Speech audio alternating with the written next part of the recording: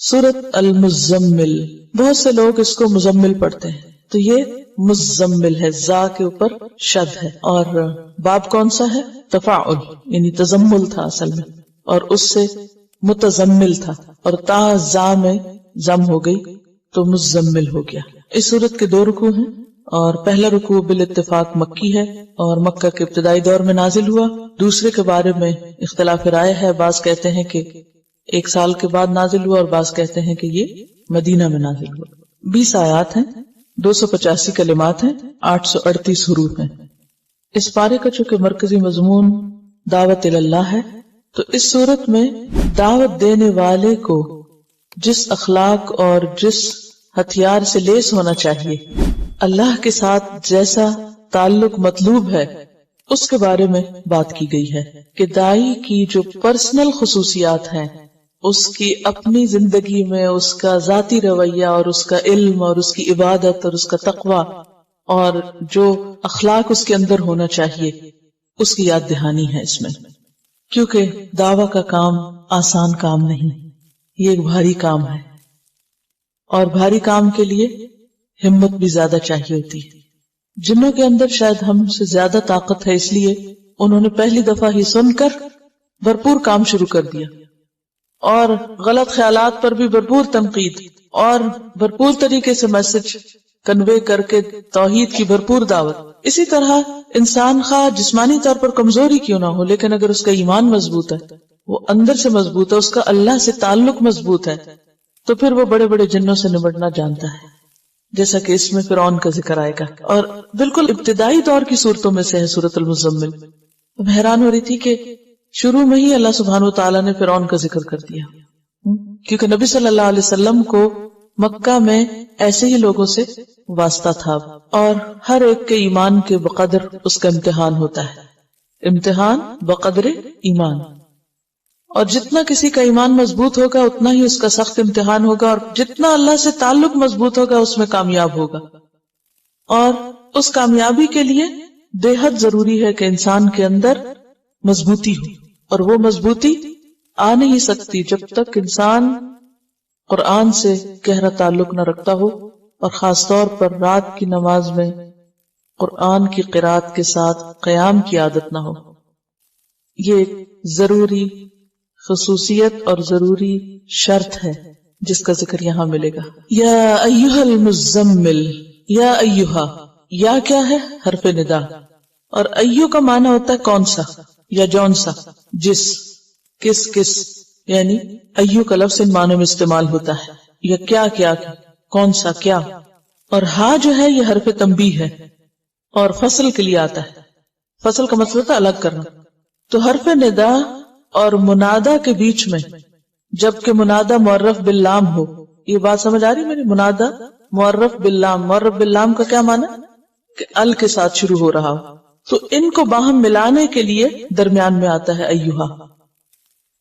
یا ایھا، اے وہ جو، المزمل، مزمل تزمل سے، باب تفاعل، اور اصل میں تھا متزمل، متفاعل کے وزن پر، تا کو زا میں مدغم کر دیا گیا، اور روٹ اس کا کیا ہے؟ زا ما لا، زا میم لام، اور تزمل کا معنی ہوتا ہے اپنے اوپر چادر یا کوئی کپڑا لپیٹنا۔ خطاب ہے نبی صلی اللہ علیہ وسلم سے، یا ایھا المزمل، اے کپڑے میں لپٹنے والے، اے چادر یا کمبل لپیٹنے والے۔ آپ کو مزمل سے کیوں خطاب کیا گیا؟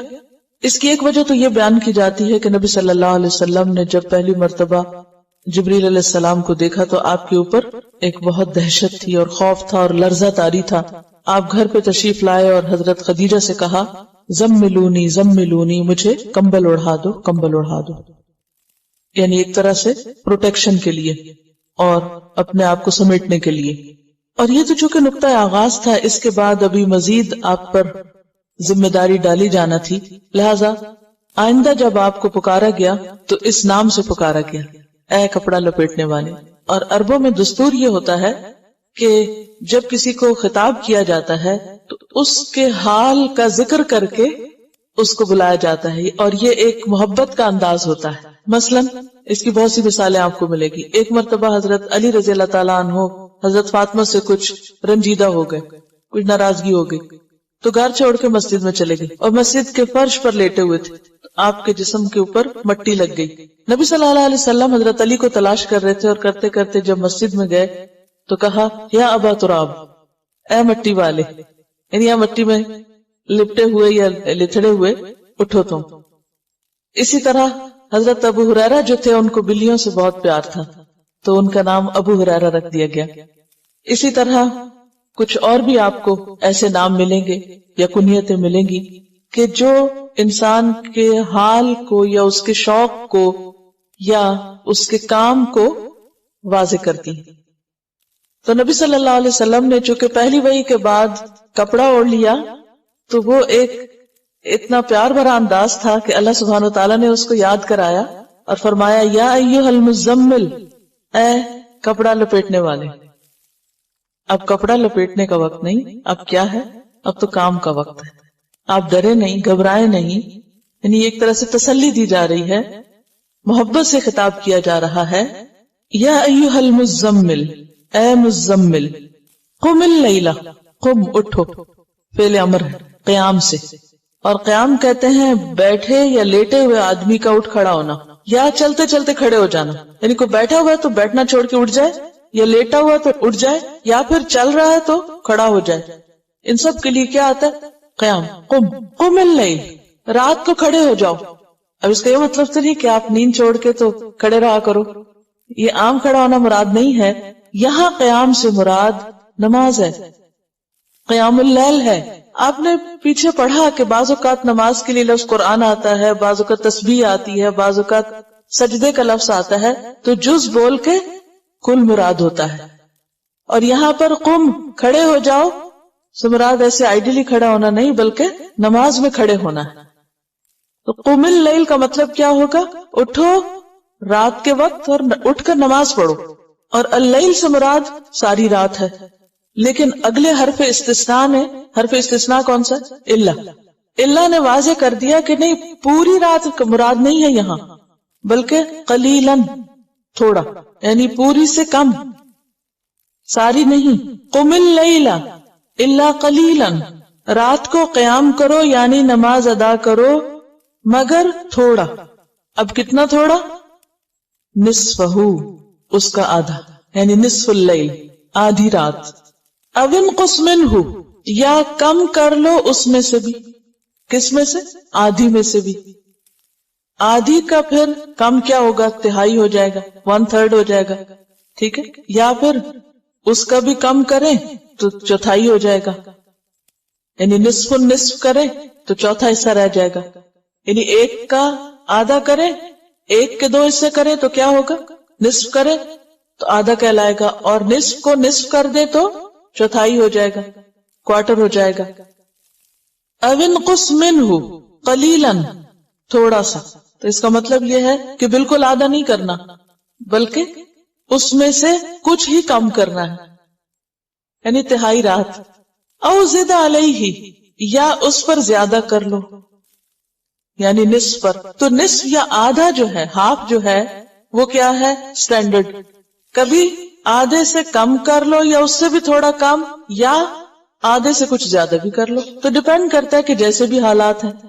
اب اس دور میں گھڑیاں تو تھی نہیں، کوئی الارم کلاک نہیں تھے، موبائل نہیں تھے، کوئی اور کمپیوٹر ایسا نہیں تھا کہ جس پر آپ الارم لگا لیں اور آپ کو جگا دے، وہ تو آپ کو خود ہی اٹھنا ہے۔ اور پھر ایسی لائٹس بھی نہیں تھی کہ آپ اس میں کچھ دیکھ سکیں، اور وقت کا کوئی پیمانہ تھا ہی نہیں نا۔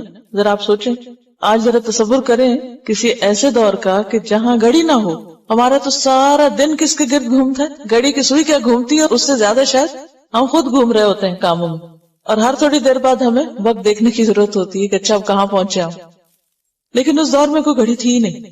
اب کیسے پتا چلے آدھی رات ہو گئی؟ اب وہ ستاروں سے اندازہ لگاتے تھے۔ بعض اوقات یہ ہے کہ بادل ہوں تو وہ بھی نہیں پتا چلتا۔ آج کل بھی آپ دیکھیں بادل ہوں اور آپ گھڑی نہ دیکھیں تو آپ کی تو فجر بھی چلی جائے۔ تو اگرچہ اللہ سبحانہ تعالیٰ نے ایک ایسا نظام انسان کے جسم کے اندر رکھا ہے کہ جسم کے اندر بھی ایک گھڑی ہے، اگر آپ اپنی عادتوں کے پابند ہوں تو وہ گھڑی آپ کو بھوک کا بھی بتا دیتی ہے کہ کھانے کا ٹائم ہو گیا۔ اگر آپ کی عادت درست ہو، یہ الگ بات ہے کہ کچھ لوگوں کی کوئی عادت نہیں ہوتی، ہر وقت کچھ کھاتے تو اس سے انہیں نہیں پتا چلتا اب کھانے کا ٹائم ہے یا نہیں۔ جیسے بچے آپ دیکھیں تو ان کے کھانے کے اوقات مقرر کرنا بہت مشکل ہوتا ہے کیونکہ ہر وقت کچھ کچھ کھاتے رہتے.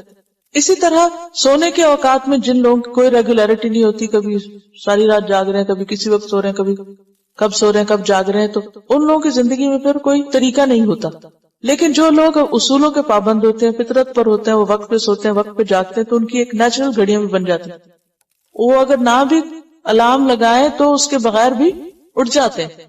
تو پہلے دور کے لوگ فطرت پر تھے, سورج غروب ہونے کے بعد کچھ ضروری کام کاج کی اور سو گئے, اور پھر ایک مخصوص ضرورت ہوتی ہے, لینتھ آف ٹائم ہوتی ہے, جب انسان کی نیند پوری ہو جاتی ہے تو وہ خود بخود اٹھ جاتا ہے. تو اس گھڑی سے کام لینا ہوگا, اور اس میں یہ ہے کہ آدھی رات, اس سے بھی کم یا تھوڑا اس سے زیادہ. اور اس قیام میں کیا کرو, وَرَتِّلِ الْقُرْآنَ تَرْتِيلًا, اور آہستہ آہستہ پڑھو قرآن کو ترتیل کے ساتھ, آہستہ آہستہ پڑھنا, قرآن کو ٹھہر ٹھہر کر پڑھو, ترتیل.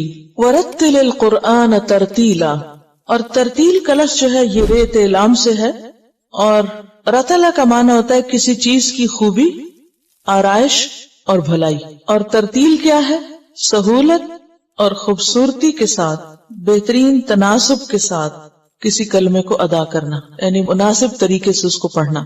تو بنیادی طور پر اس میں ٹھہر ٹھہر کر پڑھنا, آہستہ آہستہ پڑھنا, اطمینان سے پڑھنا, سوچ سمجھ کے پڑھنا, ایک ایک حرف کو واضح طور پر ادا کرنا, اور حسن ادائیگی کے ساتھ, ٹھہراؤ کے ساتھ قرات کرنا شامل ہے.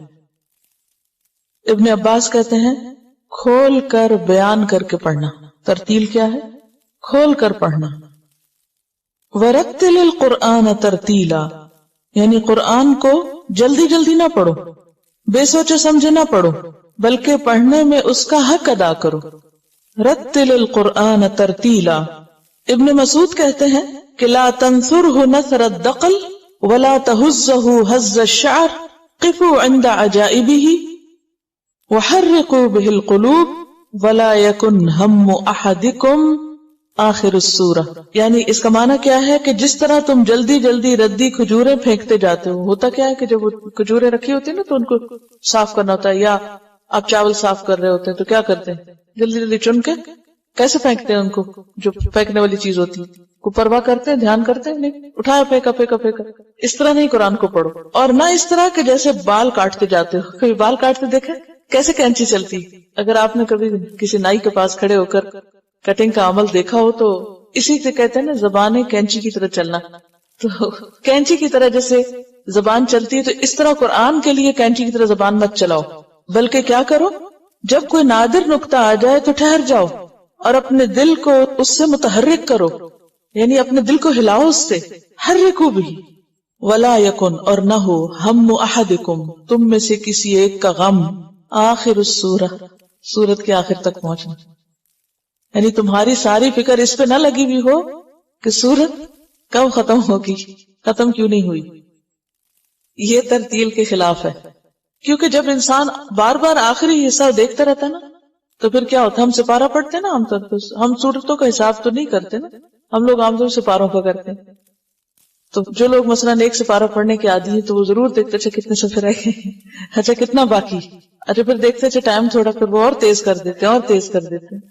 تو یہ طریقہ نہیں, یہ ترتیل کے خلاف ہے یہ بات. وَرَتِّلِ الْقُرْآنَ تَرْتِيلًا, ترتیل میں آہستگی بھی ہے, ہر حرف کا حق ادا کرنا ہے. علقمہ نے ایک شخص کو اچھی آواز سے تلاوت کرتے ہوئے سنا تو اس نے کہا میرے ماں باپ اس پہ قربان, یہی ترتیل ہے. تو اس سے کیا پتا چلتا ہے کہ آہستگی کے ساتھ آواز کی خوبصورتی بھی شامل ہونی چاہیے. حسن بصری نے ایک شخص کو دیکھا, یہ اصل میں مختلف لوگوں کو اس لیے کوٹ کر رہی ہوں کہ آپ ان کے ذہن سے سوچیں کہ وہ ترتیل کا کیا معنی لیتے ہیں. پہلے تو لغت میں آپ نے دیکھا نا, لیکن عملی طور پر لوگوں نے ترتیل کو کس طرح سمجھا ہے, کیونکہ یہ حکم ہے نا, رتل, ایسا ہی پڑھو. حسن بصری نے ایک شخص کو دیکھا کہ وہ ایک آیت پڑھ رہا ہے اور رو رہا ہے, یعنی پڑھتے ہوئے رو رہا ہے. کہا یہی ترتیل ہے, یہ دیکھو اس کو ترتیل کہتے ہیں. تو کتنی چیزیں شامل ہو گئی, آہستگی, اطمینان, ٹھہراؤ, سمجھ, خوش آوازی, کھول کے پڑھنا, اور حسن صوت اور سوز, اور اس پہ رونا بھی. رونا جب ہی آئے گا نا جب کچھ سمجھیں گے, تو جب سمجھیں گے نہیں تو رونا کہاں سے آئے گا. جلدی جلدی پڑھنے میں تو رونا نہیں آتا, بہقی کی ایک روایت میں ہے آپ نے فرمایا اے قرآن والو قرآن کو سرہانہ نہ بناؤ. سرہانہ کیا ہوتا ہے؟ پلو، تکیہ، یعنی ٹیک لگانے کی چیز اور آرام کرنے کی، اور یعنی اس کی بے قدری نہ کرو، اور اوقات شب و روز میں اس کی تلاوت کرو، جیسا حق ہے ویسی تلاوت کرو. جیسے قرآن مجید میں بھی آتا ہے نا الذین آتیناہم الکتاب یتلونہ حق تلاوتی اولئک یؤمنون بہ. اور قرآن کو پھیلاؤ، خوش آوازی سے پڑھو، غور کرو تاکہ تم کو فلاح حاصل ہو. اس کی قرأت جلدی جلدی نہ کرو اور اس کی تلاوت ثواب ہے، کیونکہ قرآن کے ہر حرف پر الگ اجر ہے. اور اگر ہم نے کوئی حرف پڑھا ہی نہیں اور اس کو کھا گئے اور اس کو اس طرح پڑھا کہ وہ پتہ ہی نہیں چلا کہ کیا پڑھا، تو اس کا اجر کہاں سے آئے گا؟ پھر اسی طرح حضرت انس رضی اللہ تعالی عنہ سے آپ کی قرأت کا طریقہ پوچھا گیا کہ نبی صلی اللہ علیہ وسلم کیسے پڑھتے تھے، تو انہوں نے کہا کہ آپ الفاظ کو کھینچ کھینچ کے پڑھتے تھے. مثلا انہوں نے بسم اللہ الرحمن الرحیم پڑھ کر بتایا کہ آپ اللہ رحمان اور رحیم کو مد کے ساتھ پڑھتے تھے. یہ بخاری کی روایت ہے. ام سلمہ رضی اللہ تعالی عنہا سے یہی سوال کیا گیا تو انہوں نے بتایا کہ حضور ایک ایک آیت الگ الگ پڑھتے اور ہر آیت پہ ٹھہر جاتے. مثلا الحمدللہ رب العالمین پڑھ کر رک جاتے، پھر الرحمن الرحیم پر ٹھہر جاتے، اس کے بعد رک کر مالک یوم الدین کہتے. یہ مسند احمد کی روایت ہے. ترمذی کی روایت ہے ام سلمہ کہتی ہے کہ آپ ایک ایک لفظ واضح طور پر پڑھا کرتے تھے، ایک ایک لفظ واضح طور پہ پڑھتے. پھر اسی طرح صحیح مسلم کی روایت ہے حضرت حذیفہ کہتے ہیں کہ ایک مرتبہ رات کی نماز میں آپ کے ساتھ کھڑا ہو گیا اور آپ کی قرأت کا یہ انداز دیکھا کہ جہاں تسبیح کا موقع آیا وہاں تسبیح کی، جہاں دعا کا موقع آیا دعا مانگی، جہاں اللہ کی پناہ کا موقع آیا وہاں پناہ مانگی. ہم میں سے کتنے لوگ قرآن پڑھتے ہوئے یہ کرتے ہیں؟ جب ہم تلاوت کر رہے ہوتے ہیں تو ہمیں فکر کس بات کی ہوتی ہے؟ یعنی اپنی ذاتی تلاوت جو بھی ہم صبح میں جب بھی موقع ہو کرتے ہیں. واقعی ہمارا وہی حال ہوتا ہے کہ آخر اس سورہ کے ختم کر لیں کہیں رہ نہ جائے، لیکن یہ آداب جو ہیں ان کا لحاظ نہیں رکھتے. تو جب نبی صلی اللہ علیہ وسلم پر یہ حکم نازل ہوا وَرَتِّلِ الْقُرْآنَ تَرْتِيلًا، تو آپ صلی اللہ علیہ وسلم کی تلاوت کا انداز صحابہ نے دیکھا کہ وہ صرف الفاظ اور حروف اور معنی پر ہی نہیں غور کرتے تھے بلکہ آیات کا حق کس طرح ادا کرتے. تسبیح کا ذکر آتا، جب حکم ہوتا کہ تسبیح کرو تسبیح کرتے، کوئی جہنم جنت کی بات ہوتی ہے تو اس کے مطابق دعا کرتے. تو یہ تھی آپ کی ترتیل. آپ کو یہ بھی پتہ چلا ہوگا کہ تجوید کس کو کہتے ہیں، کیونکہ ترتیل اور تجوید میں ایک ربط ہے نا. یہ اللہ کی ہمارے ساتھ بھلائی اور خیر خواہی ہے کہ یہ جو کچھ ہم پڑھ رہے ہیں یہ آپ کی حسن نیت ہے کہ واقعی آپ سنجیدگی سے اس کو سمجھنا چاہتے ہیں، تو اللہ تعالیٰ اسباب بھی ایسی پیدا کر دیتا ہے، ان چیزوں کو خود بخود جوڑ دیتا ہے، اور وہ ایک چیز کے بعد دوسری جب آتی ہے تو وہ اس کو ری انفورس کرتی اور زیادہ بہتر طور پر سمجھ میں آتی. تو یہ جو ترتیل ہے اور تجوید ہے اس کا اہتمام بہت ضروری ہے. قرآن قیامت تک کے لیے ایک معجزہ ہے، معجزہ خالدہ اس کو کہتے ہیں. زندہ کتاب ہے اور ہر روز کچھ نہ کچھ رہنمائی اس دن کے مسائل کے اعتبار سے ہوتی ہے. تو دہرا دیتی ہوں کہ رتلا کا معنی ہوتا ہے ترتیب سے ہونا، اور قرآن کو ٹھہر کر عمدہ طریقے سے پڑھنا، اور اگر عام باتوں کے لیے لفظ استعمال ہو تو ٹھہر ٹھہر کے اچھی طرح بولنا. اور خاص طور پر معلم کے لیے بہت ضروری ہے کہ جب وہ پڑھائے یا کچھ سکھائے تو بولنے کی رفتار کو لوگوں کی سمجھنے کی رفتار سے قریب رکھے، بہت تیز نہ بولے. تو یہ ترتیل کا لفظ قرآن مجید کے لیے تو ہے ہی، لیکن قرآن مجید کی تفسیر کرتے وقت یا تعلیم دیتے وقت بھی اس کا لحاظ رکھنا چاہیے اور اس پر عمل کرنا چاہیے. اور رتل کہتے ہیں عمدہ گفتگو کو، اور عمدہ گفتگو کون سی ہوتی ہے؟ جو دوسرے کی سمجھ میں آئے. نبی صلی اللہ علیہ وسلم کا طریقہ کیا تھا؟ صحابہ کرام کیا کہتے ہیں کہ ہم آپ کے منہ سے نکلنے والے الفاظ گن سکتے تھے، یعنی وہ الگ الگ ہوتے اور ہم ان کو گن سکتے تھے. اور یہی وجہ ہے کہ آپ صلی اللہ علیہ وسلم کی باتیں بھی محفوظ کر لی گئی، ورنہ احادیث کو جمع کرنا، روایت کرنا کتنا مشکل ہوتا. تو کلام رتل کہتے ہیں عربی میں خوبصورت کلام کو، آراستہ، خوبی والا. اور اس خوبی کے لیے پھر پڑھتے وقت آواز کا زیر و بم جو ہے اس کا بھی لحاظ رکھنا چاہیے. جہاں لمبا کرنا ہو وہاں لمبا کیا جائے، جہاں شد ہو اس کو اسی طور پہ پڑھا جائے، جہاں اخفاء اظہار ہو تو ان چیزوں کو بھی ملحوظ خاطر رکھا جائے. اور تجوید کا لفظ جو ہے وہ تھوڑا سا اس سے مختلف ہے. جیم واو دال اس کا مادہ ہے، اور جودہ کا معنی ہوتا ہے حروف کو ستھرا کرنا، کھرا کرنا، عمدہ کرنا، سنوارنا. اور مراد اس سے کیا ہے؟ تجوید سے قرآن مجید کی تلاوت اس طرح کرنا کہ الفاظ اور کلمات گھٹاؤ، بڑھاؤ، تبدیلی اور اعراب کی غلطی سے پاک ہو. یعنی تجوید میں لازم چیز ہے کہ اعراب کی غلطی نہ ہو، زبر کو زیر کو پیش نہیں پڑا جائے. مسلمانوں کے لیے جس طرح قرآن مجید کے معنی سیکھنا، سمجھنا اور عمل کرنا لازم ہے، ایک فریضہ ہے ان پر، اسی طرح قرآن مجید کے الفاظ کا صحیح ادا کرنا بھی فریضہ ہے، اور اس کے حروف کو صحیح طور پر پڑھنا اور ایک ایک حرف کا حق ادا کرنا انتہائی ضروری ہے. جہاں نبی صلی اللہ علیہ وسلم کو حکم دیا گیا رتل القرآن ترتیلا، وہاں اللہ تعالیٰ نے اس کی نسبت اپنی طرف بھی کی ہے. سورۃ الفرقان آیت 32 میں آتا ہے وَرَتَّلْنَاهُ تَرْتِيلًا، کہ خود اللہ سبحانہ وتعالیٰ نے اس کو اسی طرح پڑھا ہے، ہم نے اسے ٹھہر ٹھہر کر ہی پڑھ کر سنایا ہے. ایک اور جگہ پر سورۃ بنی اسرائیل میں آتا ہے وَقُرْآنًا فَرَقْنَاهُ لِتَقْرَأَهُ عَلَى النَّاسِ عَلَى مُكْثٍ، کہ ہم نے قرآن کو تھوڑا تھوڑا کر کے اس لیے اتارا ہے تاکہ آپ اسے مہلت کے ساتھ لوگوں کو سنائیں، اور ہم نے خود بھی اس کو آہستہ آہستہ اتارا ہے، تدریج کے ساتھ اتارا ہے. اور ترتیل کیا ہے؟ حضرت علی رضی اللہ تعالی عنہ سے جب ترتیل کے معنی پوچھے گئے تو آپ نے فرمایا الترتیل ہوا تجوید الحروف ومعرفت الوقوف. حضرت علی نے کیا ڈیفینیشن کی ہے ترتیل کی؟ تجوید الحروف، معرفت الوقوف.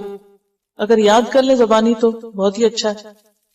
تجوید الحروف یعنی حروف کو نکھار کے صاف ستھرا کر کے پڑھنا، کھرا کر کے پڑھنا. ومعرفت الوقوف، اور یہ جاننا کہ رکنا کہاں ہے، کہاں رکنا ہے، کہاں نہیں رکنا. یہ کیوں اتنا ضروری ہے کہ پتا ہو کہ کہاں رکنا اور کہاں نہیں؟ جب یہ کہا نا ٹھہر ٹھہر کے، تو یہ نہیں کہ ہر بات پہ ٹھہر جاؤ اور ہر موقع پہ موقع ٹھہرتے جاؤ. یعنی جہاں ٹھہرنا چاہیے، جہاں بات مکمل ہو وہیں ٹھہرو.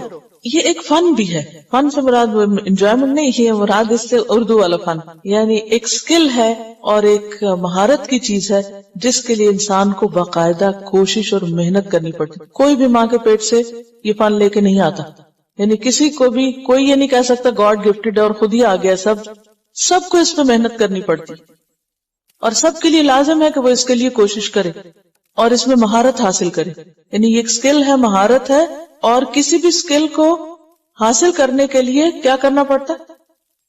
پریکٹس، کوشش، محنت، اور بار بار. یعنی کوئی شارٹ کٹ نہیں ہے اس میں کہ کوئی کہے کہ وہ خود ہی آ جائے گا یا تمنا سے اور اچھے خیالات سے یہ چیز ہمارے اندر آ جائے گی. نہیں، اس کے لیے آپ کو ایکولی کوشش کر کے خود اپنا رول پلے کرنا پڑے گا، یعنی پارٹیسپیٹ کرنا پڑے گا.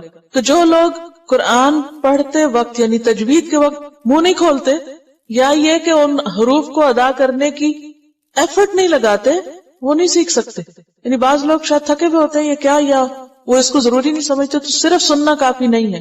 جب تک آپ ادا نہیں کریں گے اور پوری قوت سے نہیں کریں گے تو آپ اس کا حق ادا نہیں کر سکتے. یہ بے حد ضروری. ہمارے عام طور پر جب ہم چونکہ غلط پڑھنے کی عادت ہو چکی ہے تو لہٰذا پڑھتے ہوئے شرم آتی، ڈر لگتا ہے. تو بجائے اس کے کہ ہم لوگوں سے ڈریں، اللہ کا ڈر ہو. اور اللہ تعالیٰ سب سے زیادہ اس آواز پہ کان لگاتا ہے کہ جو نبی کی خوبصورت انداز میں قرآن کی پڑھی ہوئی آواز، یعنی جس آواز میں قرآن پڑھا جاتا ہے. اور یہ اللہ کا کلام ہے، اور جو شخص اس کو خوبصورتی سے پڑھتا ہے اللہ تعالیٰ کے قرب کا اس کے لیے ایک ذریعہ بنتا ہے. حدیث میں آتا ہے الماہر بالقرآن مع السفرۃ الکرام البررہ، قرآن کا ماہر مہارت رکھنے والے ملائک اور انبیاء کے ساتھ ہوگا.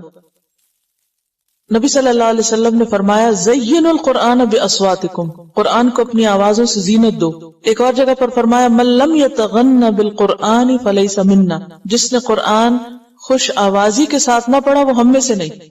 اب دیکھیں نا کہ آپ جس سے بلانگ کرتے ہیں، جس سے محبت کرتے ہیں، پھر اس کے طریقے بھی شوق سے اختیار کرتے ہیں. جس انسان کو جس کے ساتھ محبت ہو یا جس سے انٹرسٹ ہو، وہ خود بخود اس کی چیزوں اور اس کے طریقوں اور اس کے سٹائل اور اس کے ہر چیز کو شوق سے اپنائے گا، اختیار کرے گا. اور وہ حدیث بھی کہ اللہ تعالیٰ کسی آواز پہ اس طرح کان نہیں لگاتے جتنا کہ نبی کی آواز پر، جب وہ با آواز بلند خوش الہانی کے ساتھ قرآن پڑھتے ہیں. حضرت عبداللہ بن عمر سے روایت ہے نبی صلی اللہ علیہ وسلم نے فرمایا قیامت کے دن صاحب قرآن سے کہا جائے گا قرآن پڑھتا جا، اقرا ورتقی، اور چڑھتا جا، ترقی کرتا جا، یعنی جنت کے درجوں پر اوپر سے اوپر جا، ورتل، اور آہستہ آہستہ پڑھنا، کما ترتل فی الدنیا، جیسے دنیا میں آہستہ آہستہ پڑھتے تھے، فإن منزلک عند آخر آیت تقرؤها، تو تمہاری منزل وہ آخری آیت ہوگی جہاں تک تم پڑھو گے۔ اب اگر کوئی شخص تیز تیز پڑھتا ہے تو وہاں بھی جلدی جلدی پڑھ کے تو جلدی اس کی منزل آ جائے گی، اور جو آہستہ آہستہ پڑھتا ہے اس کے درجوں کی بلندی بھی اتنی زیادہ ہوگی۔ یہاں حفظ کی بات نہیں لکھی ہوئی، یہاں لکھا ہوا ہے صاحب قرآن سے کہا جائے گا اقرا، پڑھو۔ اور اقرا جو ہے دونوں طرح سے پڑھا جا سکتا ہے، زبانی بھی اور دیکھ کے بھی۔ اصل چیز جو ہے وہ ماہر ہونا ہے اس کا، اور obviously حفظ جو ہے وہ نمبر 1 ہی آ جاتا ہے مہارت کے لیے، لیکن اگر وہ موقع چلا بھی گیا ہے تو بھی امید کی جا سکتی ہے اس کو صحیح انداز میں پڑھ کر۔ حدیث میں حفظ کا لفظ نہیں آتا، بس صاحب قرآن کا آتا ہے، یعنی جس کا بھی قرآن کے ساتھ تعلق ہے۔ اصل میں اسی وجہ سے ہمارے ہاں ساری کوشش اور ایفرٹ جو ہے نا قرآن کی مہارت حاصل کرنے کی، وہ صرف حفظ کے ساتھ مخصوص کر دی گئی ہے۔ اسی لیے ماں باپ بچوں کو اگر قرآن سکھانے کا سوچتے بھی ہیں تو صرف حفظ کا سوچتے ہیں، ترجمے سے پڑھنا، پڑھانا، سمجھانا، سمجھنا، اس پہ غور و فکر وہ نہیں، دھیان میں بھی نہیں آتا۔ جبکہ صحابہ کرام تو ایک ایک آیت کے اوپر، حالانکہ وہ ان کی زبان میں اتر رہی تھی، پھر بھی غور و فکر کیا کرتے تھے۔ تو اصل میں یہ ہے کہ ہر زبان کا ایک لب و لہجہ ہوتا ہے، اور ہر قوم کا اپنا ایک بولنے کا انداز ہوتا ہے۔ تو قرآن جس لہجے میں اترا ہے، جس زبان میں اترا ہے، اسی زبان اور لہجے میں پڑھنا ضروری ہے۔ ٹھیک ہے ہر انسان کا پھر وہ لہجہ پلٹنا مشکل ہوتا ہے، لیکن اگر بچپن میں کوشش کی جائے تو عربی لہجہ اختیار کرنا بھی مشکل نہیں، مگر انسان بڑے ہو کے بھی جتنی کوشش کرے کر سکتا ہے۔ پھر اصل چیز کوشش ہے، کوشش کے باوجود کوئی نہ کر سکے تو بھی دگنا اجر ہے۔ اصل میں ایک بات یہ ہے کہ جب ہم حروف کو صحیح طور پہ ادا نہیں کرتے تو معنی بدل جاتے ہیں۔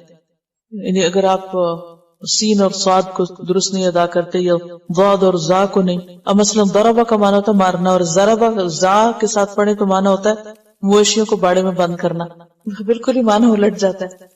تو ابن الجزری کہتے ہیں کہ تجوید کے ساتھ تلاوت ضروری اور لازم ہے، جو شخص تجوید سے قرآن نہ پڑھے وہ گناہ گار ہوگا۔ یہ عربی میں ان کا شعر ہے، والأخذ بالتجوید حتم لازم من لم یجود القرآن آثم لأنه به الإلہ انزلا، کیونکہ اسی کے ساتھ اللہ نے اس کو اتارا تھا، وہکذا منہ الینا وصلا، اور اسی طرح ہم تک پہنچا ہے، تو آگے بھی اسی طرح ہمیں پہنچانے کی ضرورت ہے۔ اور خاص طور پر اگر ہمارا انداز بہت عربی نہ بھی ہو سکے تو جو قرآن کا حق ہے اور جو اس کی ضروری اور اہم چیزیں ہیں ان کی پابندی ضروری ہے، یعنی جو فرض کے درجے میں آتی ہیں چیزیں۔ ایک حدیث میں آتا ہے کہ اللہ تعالیٰ محبت کرتے ہیں اس بات سے کہ قرآن کو اس طرح پڑھا جائے جس طرح یہ نازل کیا گیا۔ تو یہ کیسے پتہ چلے گا کہ ہم اس طرح پڑھ رہے ہیں؟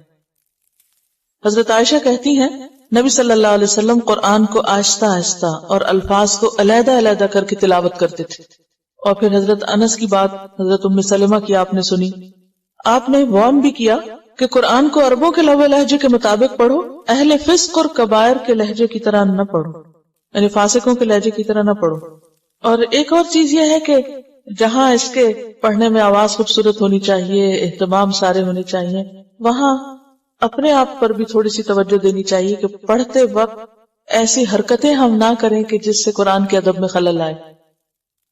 مثلا بہت زیادہ ماتھے پہ بل لے آنا، یا پلکیں جھپکنا، یا بہت گلا پھاڑ کے پڑھنا، یا اس طرح کی جو شکلیں بنانا کہ جس سے انسان ان نیچرل سین ایک دکھائے، تو یہ بھی پسندیدہ نہیں۔ یعنی پڑھتے وقت خود بھی نیچرل رہیں، ریلیکس ہو کر پڑھیں، منہ کو ٹیڑھا کر کے اور بہت گرجدار آواز میں، یا ان نیچرل نہیں ہو، یعنی بی نیچرل۔ بہت زیادہ خوبصورتی کس سے آتی ہے؟ جب آپ نیچرل رہتے ہیں، جو آپ ہیں وہی ہوتے ہیں۔ جب ہم اوپر ایک پریٹینڈ کرنے لگتے ہیں نا، اور ایک خول چڑھا کے بولنے لگتے تو اس سے وہ خوبصورتی ختم ہو جاتی، کیونکہ اللہ تعالیٰ نے ہمیں اس چیز کا تو مکلف نہیں کیا جو ہمارے بس میں ہی نہیں۔ اگر ہماری آواز یا ہمارا لہجہ بالکل ویسا نہیں تو اب ہم اس کو آرٹیفیشل نہ کر لیں، کوشش کر کے نیچرل رہنے دیں۔ وَرَتِّلِ الْقُرْآنَ تَرْتِيلًا، اور قرآن کو ترتیل کے ساتھ پڑھو۔ انا، بے شک ہم، یعنی اللہ سبحانہ وتعالیٰ کی طرف اس کا نسبت ہے۔ سنلقی، ان قریب ہم ڈالیں گے، علیکا، آپ پر، یعنی محمد صلی اللہ علیہ وسلم پر کیا ڈالیں گے؟ قولاً، ایک بات. اب یہ کیا بات ہے؟ بعض نے اس سے مراد قرآن لیا ہے، اس سے مراد قرآن ہے. بعض نے کہا کہ اس سے مراد نبوت کی ذمہ داری ہے، لیکن اصل بات یہ ہے کہ یہ قرآن ہی ہے. انا سنلقی علیک قولا ثقیلا، ہم آپ پر بہت وزنی بات ڈالنے والے ہیں. ثقیل، ثقیل کس کو کہتے ہیں؟ بھاری کو، بوجھل. تو قرآن کو یہاں کیا کہا جا رہا ہے کہ قرآن ایک بہت وزنی چیز ہے، جس کے بارے میں آپ پڑھ بھی چکے ہیں کہ لو انزلنا هذا القرآن على جبل لرأيته خاشعا متصدعا من خشیۃ اللہ. لیکن یہ کب ہلکا ہو جاتا ہے، آسان ہو جاتا ہے؟ جب انسان شوق سے اور دل لگا کر اس کو سیکھتا ہے. وَلَقَدْ يَسَّرْنَا الْقُرْآنَ لِلذِّكْرِ فَهَلْ مِن مُدَّكِرٍ. بالکل ایسے ہی کہ نماز بھاری ہے. وَإِنَّهَا لَكَبِيرَةٌ إِلَّا عَلَى الْخَاشِعِينَ. جو خاشع لوگ ہیں ان پہ نماز بھاری نہیں، وہ ان کے لیے کیا ہوگی؟ بہت ہلکی ہو جائے گی، کیونکہ انہیں اس میں لذت آنے لگتی ہے نا. تو جس کو قرآن پڑھ کر لطف آنے لگتا ہے، جو اس کا ٹیسٹ ڈیولپ کر لیتا ہے، قرآن پھر اس کو بھاری نہیں لگتا، اس کو بوجھل نہیں لگتا، وہ بور نہیں ہوتا اس سے، وہ تھکتا نہیں، وہ اس کے لیے قولاً ثقیلا نہیں رہتا. یعنی اپنے اصل کے اعتبار سے قرآن واقعی بہت بھاری چیز ہے اور بہت غضب کی چیز ہے، لیکن جب انسان اس سے مانوس ہو جاتا ہے، اس کو سمجھنے لگتا ہے اور اس کے ساتھ سہولت سے اس کو پڑھنے لگتا ہے، تو پھر یہی چیز اس کے لیے دل کی بہار بن جاتی ہے. ان تجعل القرآن ربیع قلبی ونور بصری وجلاء حزنی وذہاب ہمی وغمی. تو پھر یہ قرآن انسان کے لیے بوجھ نہیں رہتا، اس کو اپنے لیے ایک مصیبت نہیں سمجھتا. انا سنلقی علیک قولا ثقیلا. اور اگر دیکھا جائے تو وہی اترنے کے اعتبار سے بھی یہ بہت ثقیل تھا، یعنی اس کا اترنا جو تھا وہ بھاری تھا. اس میں آپ نے وہ حضرت زید بن ثابت کی روایت پہلے بھی کبھی سنی ہوگی کہ آپ صلی اللہ علیہ وسلم ان کے پاس بیٹھے ہوئے تھے اور آپ کا یہ جو زانو یا گھٹنا تھا وہ ان کے گھٹنے پر تھا. بعض اوقات ہوتا ہے جگہ تنگ ہوتی ہے تو دو لوگ پاس پاس بیٹھے ہوئے ہیں تو ایک کا گھٹنا دوسرے کے اوپر آ جاتا ہے، تو آپ اسی طرح بیٹھے ہوئے تھے کہ وہی نازل ہونے لگی. حضرت زید کہتے کہ مجھے لگتا تھا کہ آپ کے گھٹنے کے بوجھ سے میرا گھٹنا ٹوٹ جائے گا، آپ کے زانوں کے بوجھ سے میرے زانوں ٹوٹ جائے گی، میری ٹانگ ٹوٹ جائے گی. حضرت عائشہ فرماتی ہے کہ سخت سردی کے موسم میں وہی جب نازل ہونے لگتی تو آپ کے چہرے سے پسینے کی لڑیاں بہنے لگتی تھی. ایک اور روایت میں آتا ہے، حضرت عائشہ کی روایت ہے کہ جب وہی نازل ہوتی اور آپ اونٹنی پر ہوتے تو اونٹنی موو نہیں کر سکتی تھی، اس کا سینہ زمین سے لگ جاتا، یوں لگتا تھا جیسے ٹوٹ جائے گی کمر اس کی. یعنی جس وقت وحی اتر رہی ہوتی تھی تو اس کا اترنا قولا ثقیلا تھا، اس کا فزیکلی بھی اس کا بہت بوجھ ہوتا تھا. آپ کے اپنے جسم پر یعنی ایک شدید قسم کی مشقت ہوتی اور آپ کے اوپر بوجھ پڑتا تھا باقاعدہ، اور وہ بوجھ اگر کوئی اور قریب ہوتا تو اس کو بھی محسوس ہوتا تھا. انا سنلقی علیک قولا ثقیلا. ایک بہت اہم نقطہ ہے کہ ماں باپ کی بہت خواہش ہوتی ہے کہ بچے حافظ بنے، ہر ماں باپ کی ہوتی ہے ایک طرح سے، یعنی جن کو بھی ذرا دین سے محبت ہوتی ہے، اللہ سے محبت ہوتی ہے، ان کا دل چاہتا ہے کہ ان کے بچے حافظ بنے. خود چاہے کچھ نہ پڑھیں لیکن بچوں کے حفظ کا سب کوئی شوق ہوتا ہے. اکثر ماں باپ سے میں نے یہ سنا ہے جو بچوں کو حفظ کراتے ہیں کہ بڑا مشکل ہے، بچے ہاتھ نہیں آتے، بچے بہت زیادہ شرارتی ہو گئے ہیں، یا بچے سیکھنا نہیں چاہتے. بلکہ اس دفعہ جب نگٹ میں درس تھا تو ایک خاتون آئی اپنے بچوں کو لے کر کہنے لگی کہ میں ان کو حفظ کرا رہی ہوں لیکن یہ بچے آگے سے ضد کرتے ہیں، کہتے ہیں آپ ہمیں کیوں مجبور کرتی ہیں، ہمارے لیے بہت بھاری ہے، بہت مشکل ہے. اور یہ حقیقت ہے کہ ہے بھاری کلام، آسان نہیں ہے. اگر آپ میں سے کوئی بھی اس ان ناشئۃ اللیل، ان بے شک ناشئۃ اللیل رات کا اٹھنا، کھڑا ہونا، نشا کا مطلب ہوتا ہے نا پیدا ہونا، یعنی پودے کا اگنا، نشو نما بھی اسی سے ہے. آپ نے کبھی بیج سے تنا کھڑے ہوتے دیکھا؟ یوں لگتا ہے نا جیسے جھکی ہوئی چیز سیدھی کھڑی ہو گئی، یوں لگتا ہے جیسے کوئی سویا ہوا تھا اٹھ کھڑا ہوا. یعنی بیج سے جب پودا بن کے نکل رہا ہوتا ہے نا تو پہلے وہ ایسے جھکا ہوا ہوتا ہے، پھر وہ سیدھا کھڑا ہو جاتا ہے، جیسے کوئی سوئی ہوئی چیز باقاعدہ لگتا ہے کہ سوئی ہوئی چیز جاگی ہے. جب انسان سو کر اٹھتا ہے تو وہ بھی پہلے یعنی آدھا اٹھتا ہے، پھر اٹھتا اٹھتا کھڑا ہوتا ہے، بیٹھتا ہے پہلے. آپ لیٹے ہوئے کھڑے نہیں ہو سکتے بلکہ کیا کرتے ہیں، لیٹ کے بیٹھتے پھر کھڑے ہوتے ہیں. تو یہ ہے اٹھنا. تو ناشئہ ہوتا ہے اناشئہ، عافیہ کی طرح سو کر اٹھنا، سوئے بغیر اٹھنا نہیں. کیا بیٹھے ہوئے تو بیٹھے ہوئے، وہ کیا تھا قم، قم اللیل ہے، اور یہ کیا ہے؟ ناشئۃ اللیل. وہاں قم اللیل یا ناشئۃ اللیل ہے. بعض لوگ کہتے ہیں نا اچھا ہم رات دیر تک جاگتے ہیں پھر تہجد پڑھ لیں. بے شک پڑھ لیں، نفل تو آپ کبھی بھی پڑھ لیں گے، مگر جو اصل تہجد ہے وہ سو کر اٹھنے والے ہیں، سو کر اٹھ کے پڑھے جاتے ہیں. تو یہاں اسی کا ذکر ہے. ناشئۃ اللیل، رات کو کھڑے ہونا یعنی سونے کے بعد اٹھنا، نیند توڑنا. ہی اشد وطئا، ہی وہ یعنی یہ عمل جو ہے اشد بہت شدید ہے. اور شدید کا معنی کیا ہوتا ہے؟ قوی، مضبوط. ٹھیک ہے، سخت معنی ہے، ٹھیک ہے یہ معنی بھی، لیکن قوت کا معنی یاد رکھا کرے شدت میں، شدید میں. یہ اشد نہایت سخت ہے، بہت مضبوط ہے. وطئن نفس کو چلنے میں. وطئن کا لفظ جو ہے وطأ کا معنی ہوتا ہے کسی چیز کو پاؤں کے نیچے روندنا، اور وطئن کا معنی تکلیف، مشقت، دشواری. یعنی بہت دشوار ہے، بڑا مشکل کام ہے. ایک معنی تو یہ ہوا. اور پھر وطأ کا معنی پاؤں کے نیچے روندنا اگر ہوا تو اس سے مراد کیا ہے کہ کچلنے کے اعتبار سے. لیکن کس کو کچلنا ہے یہاں؟ اپنے آپ کو. نفس کشی کے اعتبار سے، اپنے نفس کو سیدھا کرنے کے اعتبار سے بہت مفید نسخہ ہے، کیونکہ اس وقت سارے کام نفس کے خلاف ہوتے. سب سے پہلے تو اٹھنا، آنکھیں کھولنا، اور پھر گرم بستر چھوڑنا، پھر وضو کرنا، اور پھر قیام کرنا. کہاں لیٹے ہوئے تھے اور اب آپ کھڑے ہیں. اور پھر سارے ہی سو رہے ہوں تو اس وقت اٹھنا، اور پھر قرآن بھی پڑھنا، اور پھر کھڑے ہو کر پڑھنا، اور پھر رتل القرآن ترتیلا کرنا، سمجھنا بھی اور خوبصورت آواز بھی اور صحیح پڑھنا بھی، اور پھر جہاں جیسی آیات ہیں اس کے مطابق پڑھنا. یہ واقعی نفس کی اصلاح کا بہترین نسخہ ہے، کارگر، مؤثر ترین، مجرب نسخہ ہے. اور ایک داعی کے لیے، دین کی دعوت دینے والے کے لیے ایک لازمی انگریڈینٹ، اس کی زندگی کا لازمی حصہ. اس کے بغیر کام نہیں ہو سکتا. جب آپ کا اپنا ہی اللہ سے تعلق کچا ہے، آپ لوگوں کو کہاں سے جوڑنے چلیں؟ اگر آپ خود اللہ سے مضبوط تعلق رکھتے ہیں قرآن کے ذریعے، نماز کے ذریعے، تو لوگوں کو بھی اللہ سے جوڑ لیں گے. اور اگر آپ کی اپنی زندگی میں نہیں تو پھر باتیں جو ہیں وہ ہلکی ہو جاتی ہیں، پھر اوپر اوپر رہتی. تو ان ناشئۃ اللیل ہی اشد وطئا.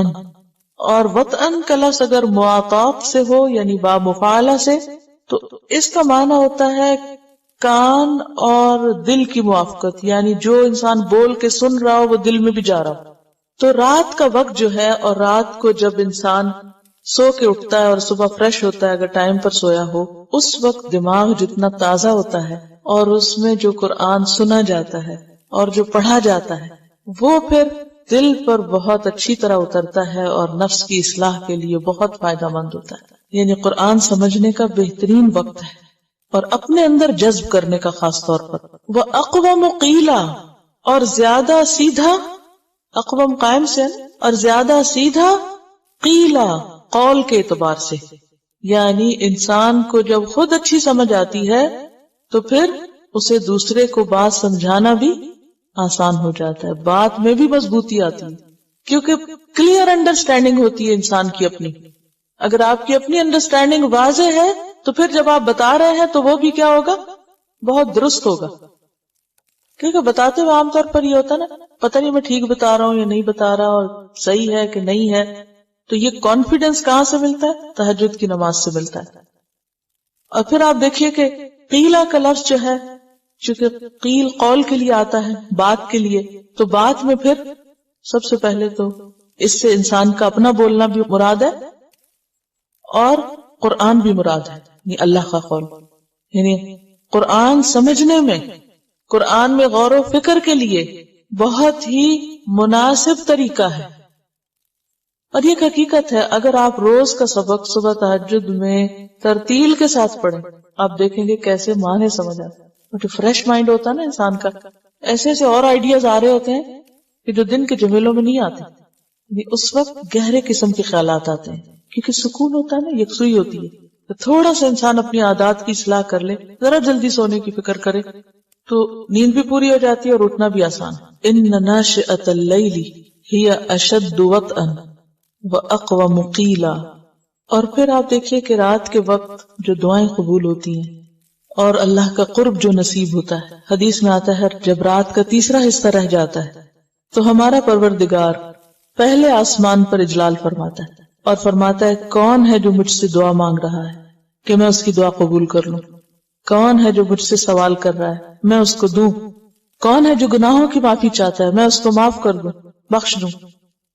اللہ تعالیٰ خود پکارتا ہے، اللہ تعالیٰ متوجہ ہے آپ کی طرف، اس وقت تڑپ کر اٹھیں، ترس کر اٹھیں اور خوب مانگے۔ وَبِالْأَسْحَارِ هُمْ يَسْتَغْفِرُونَ، سحری کی استغفار خاص طور پر بہترین دعا ہے۔ اور ایک حقیقت ہے کہ رات کو سو کے تہجد کے وقت جاگنا جو ہے یہ صرف اللہ ہی کے لیے ہو سکتا ہے، یعنی اللہ ہی کے لیے بندہ اٹھتا ہے، ورنہ کسی بھی کام کے لیے اٹھے تو اس کے لیے رات کے پچھلے پہر میں مزے کی نیند آ رہی ہوتی ہے تو انسان کے لیے اٹھنا مشکل ہوتا ہے۔ بغوی کی ایک روایت میں آتا ہے کہ 3 آدمیوں کو دیکھ کر اللہ تعالیٰ ہنستا ہے، یعنی خوش ہوتا ہے۔ رات کو تہجد پڑھنے والا، نمبر 2 نماز کے لیے صفیں باندھنے والے یعنی درست صف کرنے والے، اور نمبر 3 میدان جنگ میں اپنی صفوں کو درست کرنے والے۔ نماز میں جو ڈسپلن ہے اور جنگ کے وقت جو ترتیب اور ڈسپلن ہے وہ اللہ کو بہت پسند ہے۔ اسی لیے آپ دیکھیں کہ 2 وقت کی دعا رد ہی نہیں کی جاتی، ایک جب تکبیر ہوتی ہے اور نماز کے لیے صفیں بن جاتی ہیں، اور دوسرے جو مجاہد فی سبیل اللہ صف میں کھڑے ہوتے ہیں اس وقت کی دعا رد نہیں ہوتی، یعنی اللہ تعالیٰ بندے سے بہت راضی ہوتا ہے اس وقت۔ ترمذی کی روایت میں آتا ہے سب سے زیادہ بندہ رب کا قرب رات کے آخری حصے میں حاصل کرتا ہے، بندے کو سب سے زیادہ اللہ کا قرب رات کے آخری حصے میں حاصل ہوتا ہے۔ اگر تم سے ہو سکے تو اس وقت اللہ کی یاد کرنے والوں میں سے ہو جاؤ تو ہو جاؤ، یعنی اگر یہ ہو سکے تو تم ایسا ضرور کرو۔ یہ حدیث کے الفاظ ہے، ترمذی کی روایت ہے۔ اور ایک حقیقت ہے کہ قرآن سینے میں نہیں جمتا، یاد نہیں رہتا، صحیح طور پر سمجھ نہیں آتا جب تک رات کو قیام کی حالت میں نہ پڑھا جائے، چاہے تھوڑا پڑھیں۔ ضروری نہیں کہ آپ 8 رکعت ہی پڑھیں، اگر 2 بھی پڑھ لینا، 2 بھی، تو آپ قیام اللیل کے ثواب کے حقدار ہو جائیں گے، کیونکہ آغاز میں خاص طور پر انسان میں اتنا اسٹیمنا نہیں ہوتا، تو زیادہ نہ بھی کر سکے تو 2 رکعت پڑھنے والا بھی، وہ کہتے ہیں نا انگلی کٹا کے شہیدوں میں شامل ہے، تو وہ ان میں شامل ہو جائیں گے۔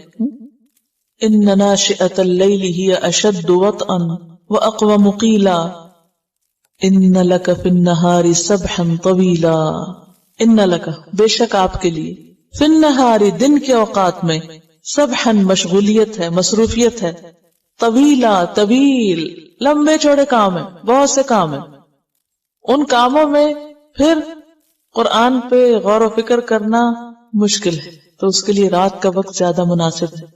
یہ جو سبح کا لفظ ہے نا، سبح کہتے ہیں پرندے کا ہوا میں تیرنا یا مچھلی کا پانی میں تیرنا، اور پانی اور ہوا کے تیزی سے گزرنے کے لیے بھی آتا ہے۔ فرس سابح کہتے ہیں تیز رفتار گھوڑا۔ میں نے شعر ایک دفعہ آپ کو سنایا تھا، اعز مکان فی الدنا سرج سابح، یاد، سب سے عزت والی جگہ، اعز مکان فی الدنا دنیا میں، سرج سابح تیز رفتار گھوڑے کی کاٹھی ہے یا اس کے اوپر بیٹھنا ہے، یعنی سب سے بیسٹ سیٹ وہ سیٹ کیوں کہا گئی کہ سب سے عزت والی جگہ ہے وہ۔ جہاد فی سبیل اللہ کے لیے اس دور میں گھوڑے استعمال ہوتے تھے، یعنی اللہ کے راستے میں نکلنے کے لیے۔ اور آج آپ کے لیے آپ کی کرسی جس پر آپ بیٹھ کے پڑھتے ہیں اللہ کا کلام، یہ بھی اعز مکان فی الدنا ہے، ہر ایک کے لیے اس کے حالات کی مناسبت سے۔ اور اصل میں بات یہ ہے کہ جن جگہوں پر جس مقام پر بیٹھ کر کوئی اللہ کا ذکر کرتا ہے اور ان جگہوں کو اللہ کے ذکر کے لیے خاص کر لیا جاتا ہے، جیسے مساجد ہیں، کل ان کے بارے میں پڑھا، تو ان جگہوں کی بھی اور ان چیزوں کی بھی اپنی ایک ویلیو ہو جاتی ہے، ان کے ساتھ بھی ایک خاص قسم کی اٹیچمنٹ ہو جاتی ہے۔ اور اس شعر کا دوسرا حصہ ہے وہ خیر جلیس فی الزمان کتاب، اور بہترین دوست زمانے میں کتاب ہے، یعنی ایک طرف اللہ کے راستے میں نکلنا اور دوسری طرف علم حاصل کرنا۔ ان لک فی النہار سبحا طویلا، آپ کے لیے دن میں طویل مشغولیت ہے، اور اگر سبحن کو تسبیح کے معنی میں لے تو مراد یہ ہے کہ دن میں طویل اوقات میں آپ تسبیح کر سکتے ہیں، یعنی ذکر تسبیح پڑھنا جو ہے یا تسبیح کرنا وہ تو دن میں بھی ہو سکتا ہے، لیکن رات کے لیے کون سی عبادت بہترین ہے؟ قرآن کی تلاوت، قرآن پڑھنا۔ تسبیح تو آپ چلتے پھرتے اٹھتے بیٹھتے کسی وقت بھی کر سکتے ہیں۔ وَاذْكُرِ اسْمَ رَبِّكَ، اور ذکر کرو اپنے رب کا نام، یاد کرو اپنے رب کا نام، یعنی ذکر کرتے رہو۔ وَتَبَتَّلْ إِلَيْهِ تَبْتِيلًا، اور منقطع ہو جاؤ اس کی طرف سب سے کٹ کر، منقطع ہونا، سب سے منقطع ہو کر اس سے تعلق قائم کر لو، اس کی طرف مائل ہو جاؤ۔ اس کا یہ مطلب نہیں کہ لوگوں سے ملنا جلنا چھوڑ دو، یہ نہیں کہا جا رہا۔